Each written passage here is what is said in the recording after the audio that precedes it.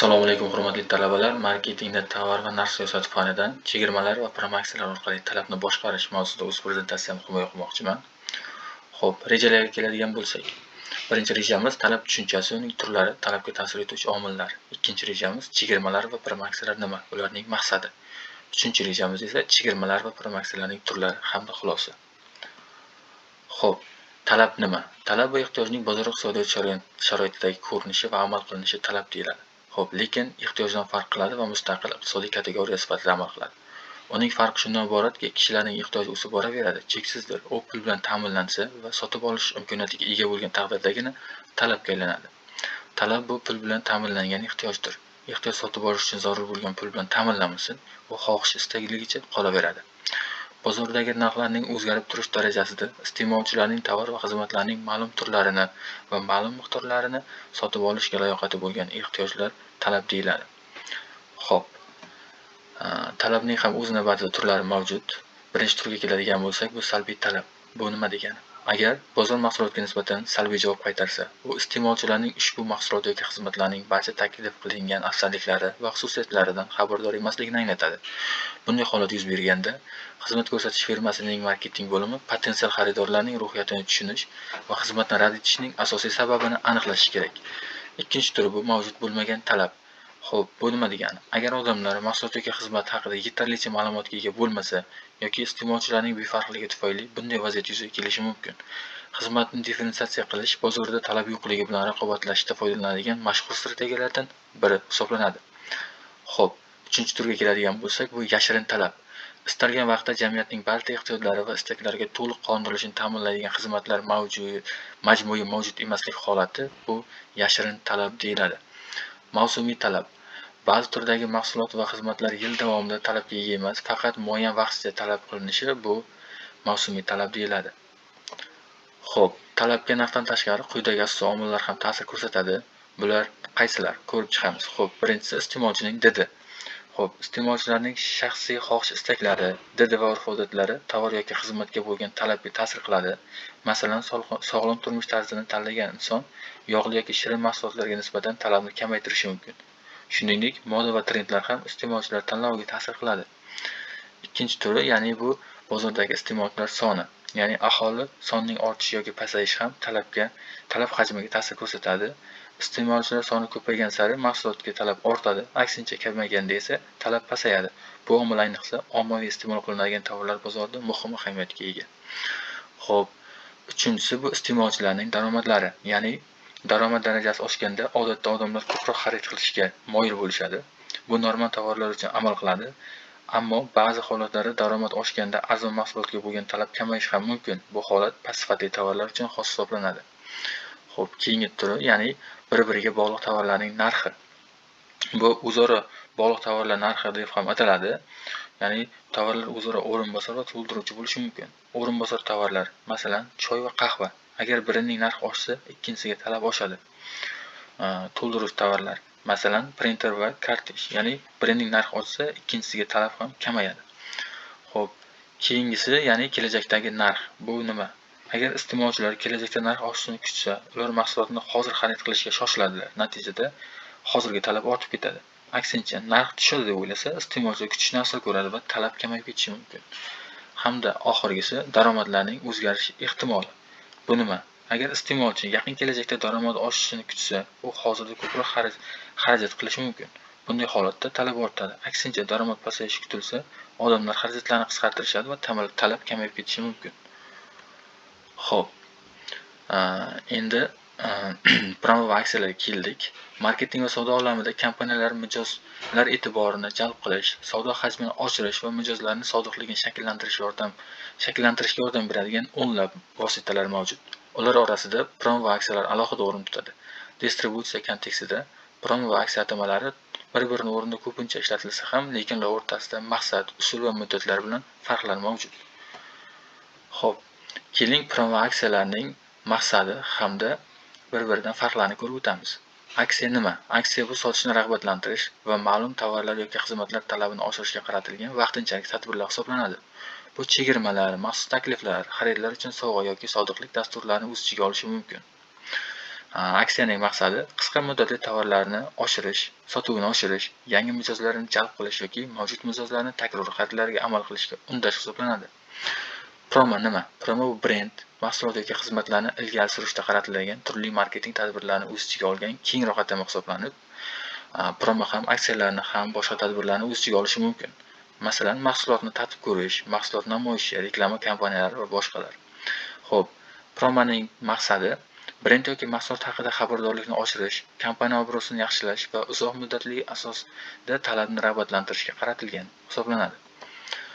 Xo'p, ularning asosiy farqlarini ko'rib o'tadigan bo'lsak, birinchisi maqsadlar bo'yicha farqi. Aksiyalar odatda sotuvni darhol oshirishga qaratilgan bo'ladi. Promo esa kengroq maqsadlarga, jumladan brend xabardorligini oshirish va mijozlar sodiqligini oshirishga qaratilgan bo'ladi.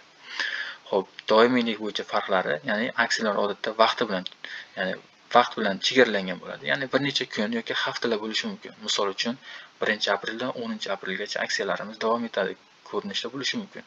Promo esa uzoq muddatli yoki muntazam bo'lishi mumkin. Xo'p, usullar bo'yicha farqlarga keladigan bo'lsak, aksiyalar ko'pincha to'g'ridan-to'g'ri chegirmalar yoki maxsus takliflarni o'z ichiga oladi. Promo esa iste'molchilar bilan o'zaro aloqaning turli shakllarini, masalan, namoyishlar, tanlovlar, tadbirlarni o'z ichiga olishi mumkin. Xo'p, qaysi vaziyatda aksiya yoki promoni o'tkazish kerak? Promo maqsadingiz brend xabardorligini oshirish, bozorga yangi mahsulotni taqdim etish yoki mijozlar sodiqligini oshirish bo'lsa, promodan foydalanishingiz mumkin. Misol uchun, agar siz bozorga yangi mahsulot kiritayotgan bo'lsangiz, bepul namunalar va tatib ko'rish ko'rinishidagi aksiyalar yangi mahsulot e'tiborini jalb qilishga yordam beradi. Xo'p, aksiya maqsadingiz qisqa muddatda sotuvni oshirish, omborni muddat tugayotgan tovarlardan bo'shatish yoki yangi mijozlarni jalb qilish bo'lsa, aksiyadan foydalanishingiz mumkin. Masalan, bitta narxda ikkita mahsulot sotib ol. Aksiya savdoni tez o'sishi uchun ajoyib rag'bat bo'lishi mumkin.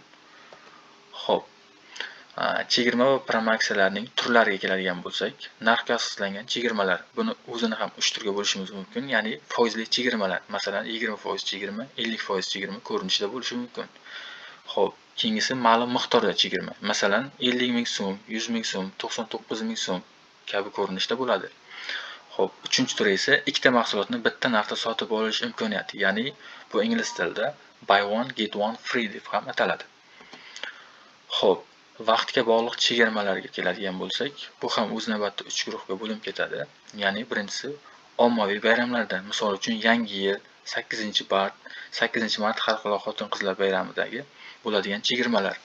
Keyingi turi bu tug'ilgan kunga chegirmalar. Misol uchun, siz mahsulot xarid qilayotgan kuningiz, tug'ilgan kuningiz bo'lsa, sizga nisbatan qanaqadir chegirmalar berilishi, bu vaqtga bog'liq bo'lgan chegirmalarning turiga kiradi. Keyingisi cheklangan vaqt aksiyalari. Ya'ni bilamizki, aksiyalar yil davomida emas, ma'lum bir vaqt davomida bo'ladi. Buni vaqtga bog'liq bo'lgan chegirmalar turiga kiritishimiz mumkin. Xo'p, keyingisi promo aksiya strategiyalari. Xo'p, bu ham o'z navbatida 3 turga bo'linib ketadi. Ya'ni birinchisi bu bonus ballar tizimi.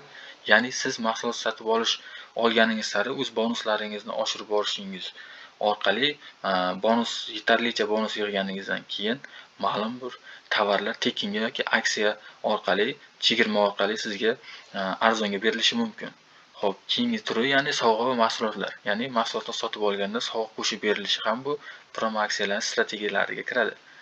Xo'p, keyin talabni boshqarishda chegirma va promo aksiyalarning ahamiyatiga keladigan bo'lsak, buni ham o'z navbatida 4 guruhga bo'lib oldik. Ya'ni mijozlarning diqqatini jalb qilish. Bu nima? Yangi mijozlarni jalb qilish va mavjud mijozlar sodiqligini oshirishga qaratilgan bo'ladi. Keyingisi raqobatbardoshlikni ta'minlash, ya'ni bozor talabini yo'naltirish va raqobatchilardan ustun bo'lish. Xo'p, keyingi 3-guruhga bu sotuv hajmini oshirish, qisqa muddatda savdoni ko'paytirish va daromad olishga qaratilgan bo'ladi. Hamda oxirgisi ortiqcha mahsulotlarni chiqarib yuborish. Yuqorida ta'kidlab o'tganimdek, ombordagi mahsulotlarni tezroq sotib yuborish orqali yangi mahsulotlarga joy bo'shatishda namoyon bo'ladi. Xo'p, endi promo aksiyalarni SWOT analiz ko'rinishida tahlil qiladigan bo'lsak. Birinchisi, ya'ni strengths, bu kuchli tomoni. Kuchli tomoni nimada ko'rib o'tamiz. Xo'p, birinchisi bu sotuvni oshirish, ya'ni qisqa muddatda savdo hajmini sezilarli darajada oshirishga qaratilgan bo'ladi. Keyingisi yangi mijozlarni jalb qilish. Chegirma va aksiyalar orqali yangi mijozlar e'tiborini tortishimiz ham mumkin. Keyingisi brendning tanilishini oshirish, ya'ni raqobatchilardan ajralib turishga yordam beradi. Keyingisi esa mijozlar sodiqligini oshirish. Chegirma orqali mijozlarning doimiy xaridorga aylantirishimiz ham mumkin. Hamda so'nggisi ortiqcha mahsulotlarni chiqarib yuborish. Ombordagi eskirayotgan yoki mavsumiy mahsulotlarni tezroq sotishga yordam beradi. Xo'p, weaknesses, ya'ni kuchsiz tomoniga keladigan bo'lsak, birinchisi bu brend qadrsizlanishi, ya'ni juda ko'p chegirma va aksiyalar kompaniya mahsuloti obro'sini pasaytirib yuborishi ham mumkin. Keyingisi bu doimiy chegirma kutish holati, ya'ni mijozlar faqat aksiyalar vaqtida xarid qilishga odatlanib qolishi ham mumkin. Foydaning kamayishi, chegirma tufayli foyda marjasi tushib ketishi ham mumkin. Hamda so'nggisi bu noto'g'ri rejalashtirish, ya'ni noto'g'ri aksiyalar kompaniyaning rejalashtirilgan daromadlariga zarar yetkazishi ham mumkin. Xo'p, opportunities, ya'ni imkoniyatlarga keladigan bo'lsak, birinchi imkoniyati bu yangi bozor segmentlarini ochish, ya'ni chegirma va aksiyalar orqali yangi mijozlarni jalb qilish mumkin. Keyingisi bu onlayn marketing va raqamli reklama bilan birlashtirish, ya'ni aksiyalarni internetda keng targ'ib qilish orqali mijozlar bazasini kengaytirishga yordam beradi. Xo'p, keyingisi mavsumiy talabdan foydalanish, ya'ni bayramlar yoki maxsus sanalarda aksiyalar o'tkazish orqali ko'proq daromad qilishga qaratilgan bo'ladi.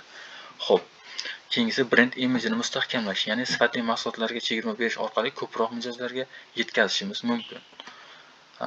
Xo'p, strings, ya'ni threats, ya'ni xavf-xatarga keladigan bo'lsak, quyidagicha xavf-xatarlarimiz mavjud. Birinchisi bu raqobatchilarning keskin javobi, ya'ni bozorda raqobatchilar ham chegirma berib, o'z ulushini oshirishi ham mumkin. Keyingisi mijozlarning haddan tashqari arzonlikni kutishi, ya'ni aksiyalarga o'rganib qolgan mijozlar normal xaridlarda xarid qilishni to'xtatib qo'yishi ham mumkin. Keyingisi moliyaviy yo'qotishlar, ya'ni noto'g'ri chegirma siyosati natijasida foyda kamayishi yoki zarar bo'lib ketishi ham mumkin. Hamda so'nggisi brend qadrsizlanishi va ishonchni yo'qotish. Haddan tashqari ko'p chegirmalar kompaniya obro'siga salbiy ta'sir ko'rsatishi ham mumkin. Xo'p, xulosaga keladigan bo'lsak, chegirmalar va promotsiyalar mijozlarning jalb qilish va savdoni oshirish uchun samarali vosita hisoblanadi. Ammo ularning strategik rejalashtirmaslik kompaniyaga zarar yetkazishi ham mumkin. Shuning uchun chegirma siyosati uchun uzoq muddatli strategiyaga moslashtirilishi hamda foyda keltirishiga ishonch hosil qilish lozim. Xo'p, e'tiboringiz uchun rahmat.